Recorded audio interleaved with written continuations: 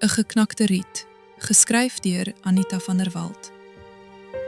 In emosies papierdun geskaaf, waai woede in.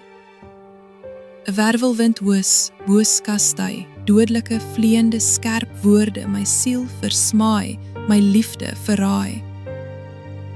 In oomblikke van onthou, wanneer jy my soen, geheuebeelde oopvou, as jy my styf vashou, herleef ek weer die seer van 'n gekibbel en 'n getwis. Vuisfoos woordeloos, gekrimp ineen, my hart ween. Verpletter, verslaan het ek weggegaan. Dit wat ek beleef, mag ek nooit weer herleef. Dus is dit vaarwel. Baie dankie dat jy geluister het hier by Boekwurm.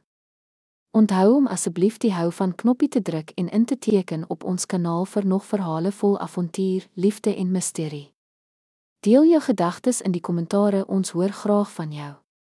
Tot die volgende storie, mooi loop.